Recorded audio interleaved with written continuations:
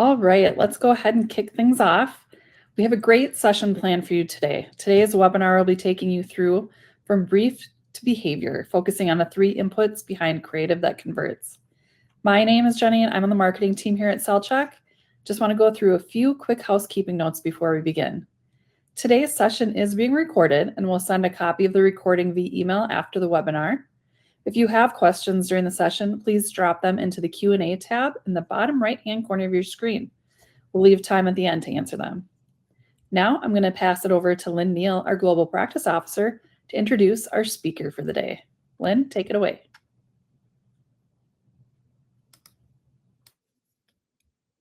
Oh, you're still on mute, Lynn. Thanks, Jenny. I need to click the mic on, right?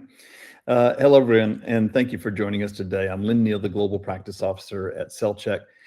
Today, we're fortunate to be joined by Jessie Staymates. She is the founder of Outpace Partners Consulting Group and one of SellCheck's senior global panelists. Jessie brings over 20 years of experience at the intersection of brand and retail, including her marketing career at Procter & Gamble, where she served as a leader of shopper psychology and retail innovation. Jessie, over to you. Thanks, Lynn. Thanks, Jenny. I'm excited to be here today to talk about this subject of creative briefs. So I think often we find that these are undervalued pieces of work, not always, but they really are the foundation on which our creative is built. So I think we're going to have probably a mixed audience today of marketers, actual creatives, or anywhere in between. But I hope no matter what your role is, you find something from today. Here is just a quick review of what we're going to do. We're going to talk a little bit about how we review creative at SellCheck. And we're going to talk about the 3 brief inputs that matter most. And then throughout, we'll talk about applying those inputs. So why does SellCheck have a voice in this? And so what SellCheck does is, we don't just review the creative. We're working on it for creative optimization to increase conversion. But along the way, we're intaking thousands of creative briefs. And so as we've gone through the process of evaluating the creative along with the objectives, we've really found kind of the key things that matter. Every agency has a perfect template, and that's fine. In fact, no matter what the template is, the real key is getting to the nuggets and the specificity that works. And different briefs for different activities. So a brief for OTT video would look different than a brief for in-store signage, for example, because people are going to be in a different mindset and context. We're going to go through a little bit of our background and kind of what SellCheck does and why the brief kind of impacts that. Then we'll talk about the specific inputs on the brief. But before we do that, I thought I'd get a gauge from you guys. How are you feeling about the creative briefs on your business? So we're going to do a poll. Jenny is going to pull that up for us on the technical side. But just, multiple choice here. Kind of A, if you're feeling pretty good about your briefs. B, kind of wondering maybe we could be better. Or C, if you're not using briefs consistently, let us know. So kind of what's the audience looking like? So Jenny may pop in here to tell us what to do. Absolutely. That poll should be up on your screen. If you're not seeing it, just head down to the bottom right and click on polls, and it should come up for you. We're getting answers in here quick, and it looks like, Jessie, most people are saying they could be better. So, okay, looks like we've got the right people here. Yeah, well, fantastic. And I think that's probably what I would expect, right? Thinking, hey, I know some of what I'm doing, but I'm wondering what else is out there. So maybe we could be better. So at SellCheck, we talk about kind of the basis of behavioral science. I'll talk a little bit more about that. Before we get too far into it, I want to do a little play along exercise. So you're going to play along kind of at home or at your desk. You do not have to say anything out loud, and this isn't a poll. But I'm going to put a very simple equation on the screen. And what I want you to do is answer that equation as quickly as possible. Okay? So just as quickly as possible. A bat and a baseball cost together $1.10. The bat is $1 more than the ball. How much is the ball? Okay, quickly, if you answered quickly, I'm going to guess most people said 10 cents, right? It makes logical sense. $1, 10 cents, it adds up together. But if I asked you to pause and really think about the problem, you would realize that if the ball is 10 cents and the bat is $1 more than the ball, that means the bat is $1.10. And so together they're $1.20. And you would know, and you would be able to kind of work it out that the ball is 5 cents.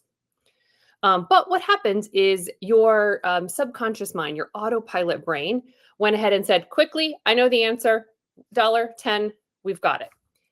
And that's the kind of thing our brains are doing for us all the time as we're working through our shopping experiences, our online experiences, everything. Again, this is the foundation of what we do at SellCheck, but behavioral science tells us we do not process every detail. We like easy processing to save time and energy. We are busy. Our brains are hard at work for us. They take a ton of energy, and we frankly don't want to go into that conscious, that difficult thinking all the time. We call that system 2 thinking. That's that active, hard work that our brain does. System 1 is that subconscious, automatic thinking that our brain does sort of on our behalf. And it doesn't process every detail. And it is biased to believe, which is why you got to 10 cents quickly. You were biased to believe that answer. So that's a little bit of foundation. We're going to talk about the behavioral science behind each of our brief points as we go through this as well. But just so you know a little bit of kind of what's happening behind the scenes and why briefs are important to us at SellCheck, we review each of your pieces of creative with 3 key things. One is the behavioral science principles. Lots of work on behavioral science. Really, how is our brain working for us? And how are we interacting with the stimulus around us? We use AI eye tracking to understand what is most eye-catching. What are people really going to see in that very short time that they give to any piece of creative that we put out there? And we have creative best practices built over thousands of pieces of below-the-line creative over many years. And so those go into a model. If you're very familiar with SellCheck and you've done a handful of reports with us, you'll recognize these 4 C's. Again, I'm going to get to how these connect to briefs as we go through this, but just to give you the foundation for SellCheck, we talk about these kind of from left to right. It's a little bit sequential. So first, command. Am I grabbing their attention in context? So this can be distinctive color, shape, movement, etc. Connecting with the shopper, our second C, is really about branding. Are you instantly recognizable, both with kind of the brand and the variant, if there is a variant or subline that you're marketing? Our third C is convey. This is really, are you telling them what you want to tell them? Does the hierarchy enable easy processing to get that message quickly? And then our last C is closing the sale. So are you really connecting the dots to overcome the target shopper's primary purchase barrier? So we'll build these in throughout, but just so you know how those connect and kind of what that foundation is at SellCheck. So let me show you. I'm going to start with 2 example briefs. We've shortened these a bit, but you can see what the creative was. This is for a display. It is a multi-brand display that the manufacturer said, hey, we want to promote kind of across line of our products. So they came up with these objectives. 1, support all the manufacturer's brands across all categories, right? So this is from laundry detergent to personal care to the food categories. We'll put these together under a fall theme of rake in the savings. We also want to communicate. We want to make sure that they know that these products are essentials. So fall essentials. Okay, so we'll build that in. And then lastly, if you buy multiple, you get a $5 gift card. Okay, so everything kind of adds up. This is somewhat typical. You see these kind of regularly. But what you can see is there was this kind of just so much going on in the brief that what happened was there's so much going on in the display. And you can see and put yourself in the mindset of the shopper that if you're passing by, you might notice a thing or two, but you're really not going to get the full scope of content in this display. I'm having a clicking problem. There we go. And hopefully the slides are following on time. But I'm now on an Oreo display. This is a brief B. And in this case, the brief was much tighter. We had a sort of limited time promotion, Oreo Batman, and encouraging a promotional entry for a promotion, right, which requires purchase. Now, this could very easily have had 1, 2, 3, 4, 5 in terms of the brief, right? There was Oreo and the Batman equities. There's a limited edition cookie, which is embossed. There are 3 cookie flavors.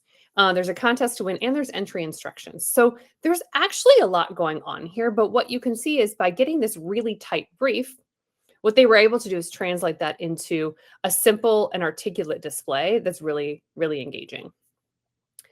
Yes, this display is very oversized, right, which is working in its favor. But that doesn't mean you can add a ton of extra stuff, because really the shopper is the shopper, and they're going to be giving that only a few seconds of time. And so despite the size being large, which is an advantage, Really, that simplification is what made this a really, really strong piece. So let's get into it. Let's get into what's helpful, what's noise, and what actually impacts performance. So we're going to go through 3 critical brief pieces, and we're going to do this in a countdown format. So when you submit to SellCheck, you have to put a variety of elements from your brief. So you're going to take pieces out of your brief. Sometimes you'll give us your full brief. And there are 3 of those that just consistently make the biggest impact. In our countdown format, the third one, or first one in our order here, is the target audience. Everybody does this. The reality is not everyone does this very well. And when we have a very solid target audience that's detailed, what we do is see better scores in command and connect. So this is the, are you catching them in the first moment? And are you letting them know kind of what that product is for them? What's the brand? So then kind of think about the left side of those 4 C's. So let me kind of show you a little bit about what's good and great, and then we'll look at some examples. So good target audience would include demographics and maybe light category behavior. So, a coffee buyer, a woman of a certain age, a man of a certain age, whatever that is. But where it looks great is when we can get the target audience and get to these kind of ideas. What are they thinking about in the aisle or wherever they're surfacing kind of the materials that you're creating? What are they worried about? What are they trying to accomplish? And what shortcuts are they using? So what you're getting to is just a tighter definition to give your creatives a bit more richness to work with. Let me show you an example. So a good target audience might be a mom of boys who need frequent haircuts. Okay, so I'm in this target audience, and I'm going to show you an example of something that came to me, but this is totally true. So even though that kind of moppy, crazy style is in, yet they still need these haircuts all the time. Great, that is the target audience. Here's where we might make that a little bit richer. Okay, mom of a middle school boy. This is a tough age. Mom sees her son struggle sometimes. She wants to instill confidence in him. Boys' haircuts tend to be walk-in, no frills, non-events. Mom wants an affordable option or needs an affordable option, but she also wants her son to gain confidence through self-care. Okay, so I hope you can see kind of the richness that came out of that can create something new. Now I'm going to show you what came into my inbox. This was an email, and this was the subject line. This is about a year ago, so I know some of you know that this may be, this is so old or outdated now, but the email subject line was the Rizzler approved. And if you're not in the US and this term hasn't made it to you, that's great for you. But Rizzler is kind of a guy with charisma, kind of a swagger. But it's sort of one of those teen words that they use kind of all the time for a short period of time. So this is the subject line that came through, which really caused me to instantly click. I'm like, what does the Rizzler approve of? And this was the creative, right? And so this is need frequent haircuts. You can see this is from Sports Clips. You got this kind of this swagger or this rizz coming through. And they really communicated that their playmaker sense through this. And I think this is a really good example because, notice they didn't have to say like $2 off, right? Or whatever that is, but they were able to gather attention through this idea of confidence and self-care. Here's another example. We'll stick with men for the moment, but maybe a little bit more detailed on a target audience here. We've got an age, men, this is millennial and older Gen Z. They make a middle income, they're suburban and urban, and this can be single guys, young dads, and partnered men. Okay, like that's a good audience. A great audience might look like this. All right, so we're in the kind of grooming category or personal care. So we kept with our age, still the same age range. These men are pragmatic, not precious about grooming. They want to feel clean and confident, but they're really not seeking out new steps. They have an on-the-go lifestyle. They respond to humor, irreverence, and brands that don't take themselves too seriously. And they have a slight aversion to traditionally feminine-coded hygiene products. And so here's the ad that came out. I should note that this ad was a billboard in Chicago, which is really important for this as well. So this had a context where hot Italian beef is a dish that can cause some, we'll call them like gastrointestinal challenges, right? And what they did is they used kind of a little bit of humor, eat that wet, hot Italian beef with confidence. And even despite this black on black package to background, which typically we wouldn't love, right? You're getting a lot of attention here because of that bold, funny text that really hits on that target audience. So from a behavioral science standpoint, as we think about target audience, what we want to remember is that shoppers are cognitive misers. As much as we want them to engage in our products and we believe that they really, really matter, they scan, they don't read, they default to their habits, right? They're going to do what they did before in most cases. And so what we can do is use relevance for that shopper to increase creative tension and break through the clutter. So what you might ask yourself is, what is my shopper thinking at the moment of exposure? Whether that's in aisle, right in the billboard situation, it might be walking down the street or getting off the train, whatever that is. What emotional state are they in, right? If they're thinking about a purchase, there might be somewhat tension. There might be some challenge. What decision shortcuts are they relying on, right? These are going to help you get that target audience from demographics, which are good, to that really rich content that give your creatives kind of something to play with. Okay, our number 2 as we count down is a reason to buy now. So this is not always just literally a buy now or try now call to action. This is a benefit-based, shopper-focused message. It could be something about overcoming the barrier. It could be a point of difference. It could be the benefit, it could be the RTB. But really, it's taking and connecting the dots to say, what's the reason you want me to pick this up right now?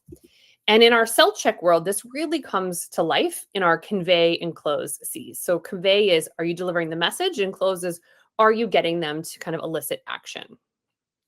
So that right side of our 4 C's.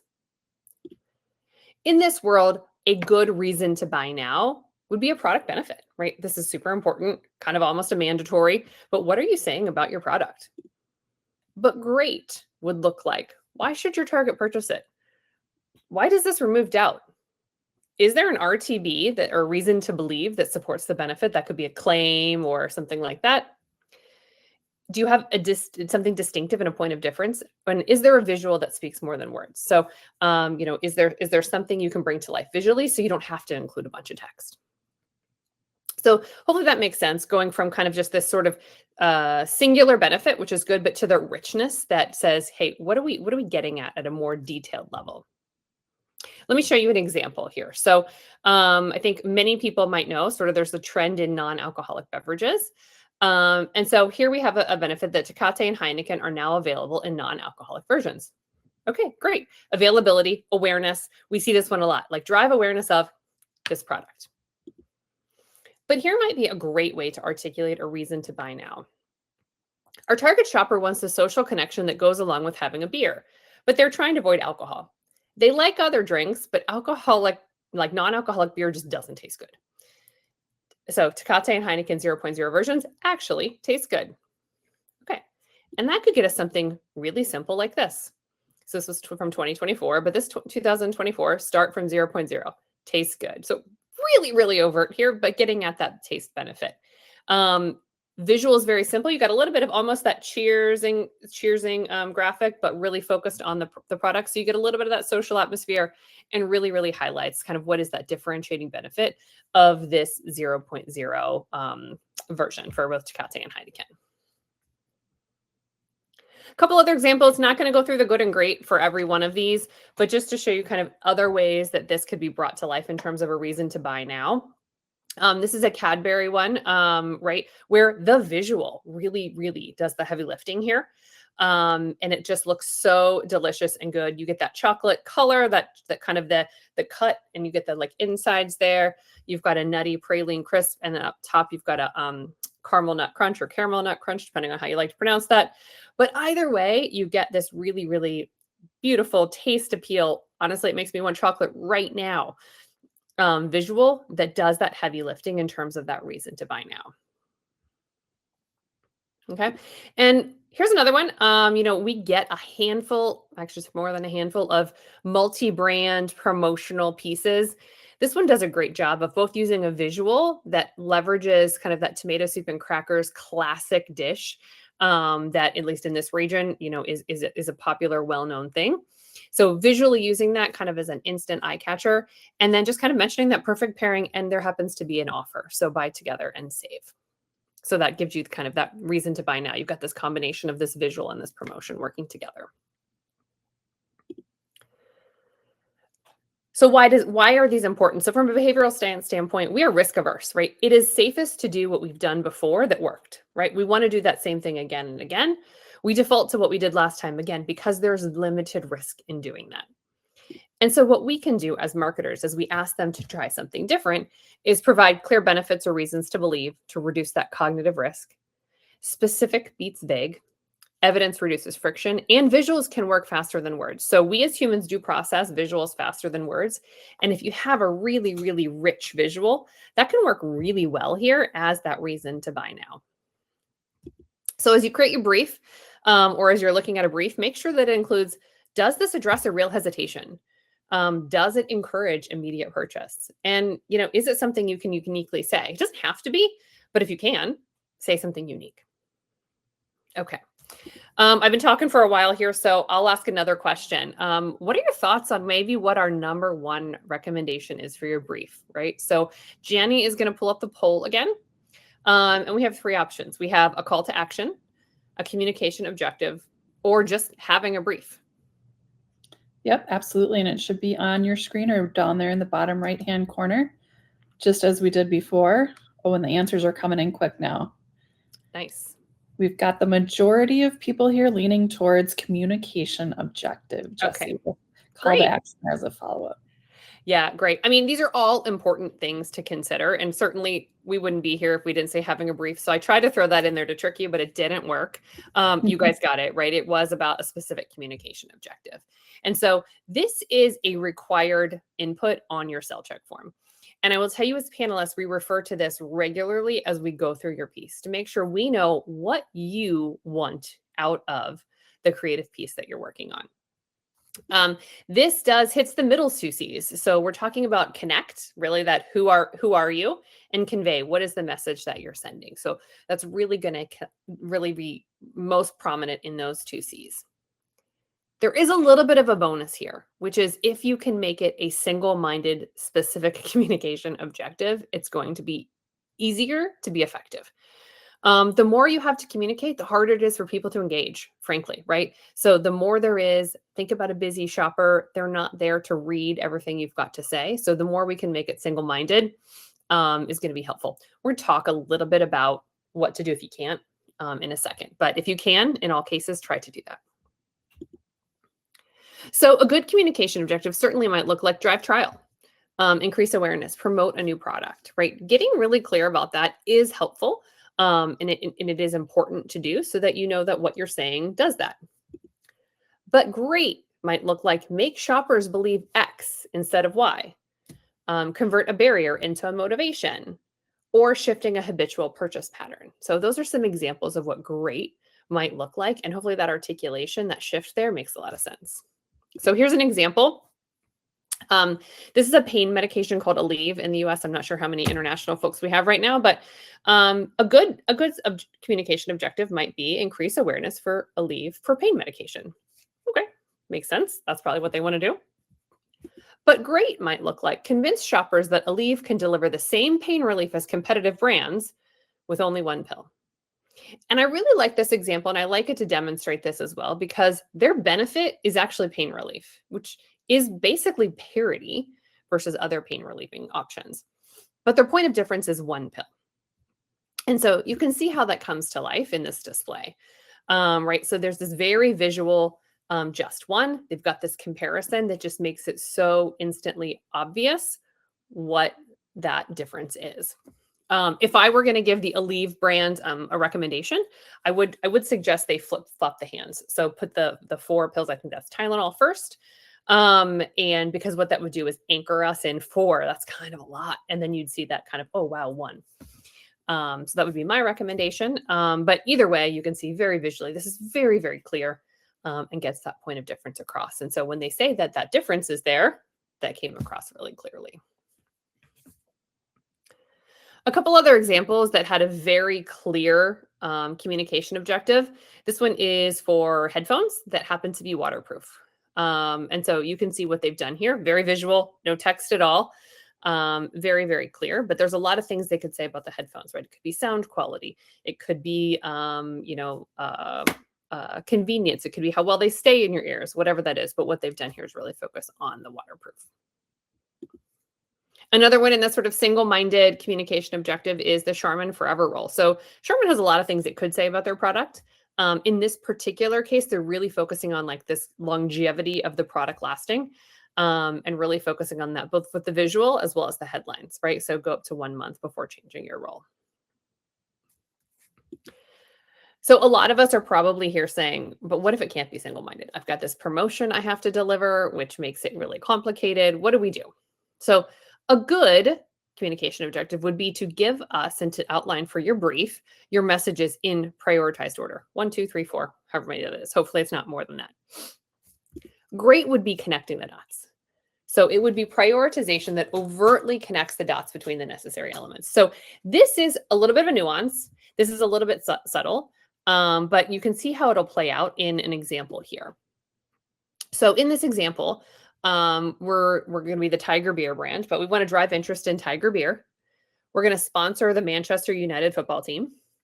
And, oh, we're having a sale as well. The beer is on sale. Okay, so 1, 2, 3.